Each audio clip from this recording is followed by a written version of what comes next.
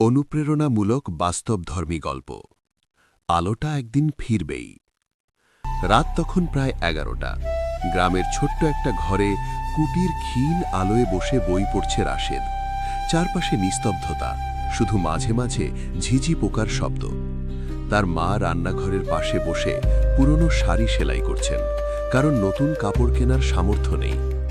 রাশেদের বাবা ছিলেন একজন দিনমজুর। প্রতিদিন কাজ থাকলে খাবার, না থাকলে অভাব। তবুও বাবা সবসময় বলতেন, বাবা তুই পড়াশোনা কর, তোর জীবন যেন আমার মতো না হয়। কিন্তু হঠাৎ একদিন বাবার অসুস্থতা সবকিছু বদলে দিল। আয় বন্ধ, সংসারে টানাপড়ন। অনেকেই বলল, রাশেদ পড়াশোনা বাদ দিয়ে কাজে লেগে যা। রাশেদ চুপ করেছিল। ভিতরে ভিতরে সে জানত এই মুহূর্তটাই তার জীবনের সবচেয়ে বড় পরীক্ষা। পরের দিন থেকেই সে সকালে বাজারে সবজি বিক্রি শুরু করল, আর বিকেলে স্কুলে যেত। ক্লান্ত শরীর নিয়ে রাতে পড়তে বসত, মাঝে মাঝে ঘুমে চোখ বন্ধ হয়ে আসত, কিন্তু বাবার কথা মনে পড়লেই আবার বই খুলে বসত। একদিন স্কুলের শিক্ষক তাকে ডেকে বললেন, রাশেদ তোমার চোখে আমি স্বপ্ন দেখি, হার মানিস না। এই কথাটা যেন তার জীবনে আগুন জ্বালিয়ে দিল।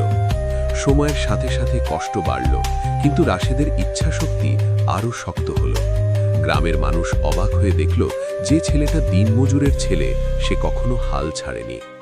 অবশেষে এলো সেই দিন, এসএসসি পরীক্ষার ফল প্রকাশ। রাশেদ কাঁপা হাতে ফলাফল দেখতে গেল। হঠাৎ সে চিৎকার করে উঠল, আমি A+ পেয়েছি। তার মা দৌড়ে এসে তাকে জড়িয়ে ধরলেন, চোখে আনন্দের জল।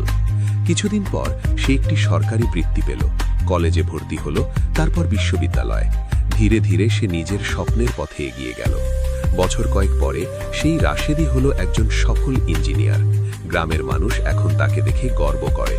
সে নিজের গ্রামে একটি স্কুল তৈরি করল, যেখানে দরিদ্র ছেলেমেয়েরা বিনামূল্যে পড়তে পারে। একদিন সে সেই একই কুপির আলোয় বসা ছোট্ট ছেলেটার কথা মনে করে বলল, অন্ধকার যত গভীরই হোক, যদি তুমি হাল না ছাড়ো, আলো একদিন ঠিকই ফিরে আসবে। নৈতিক শিক্ষা।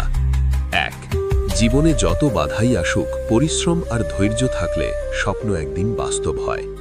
অভাব কোনো বাধা নয়, হাল ছেড়ে দেওয়াই আসল বাধা। এমন গল্প নিয়মিত পেতে লাইক, কমেন্ট, শেয়ার করো। নতুন কোনো গল্প নিয়ে আবার হাজির হব। আজকের মতো বিদায়। আল্লাহ হাফেজ।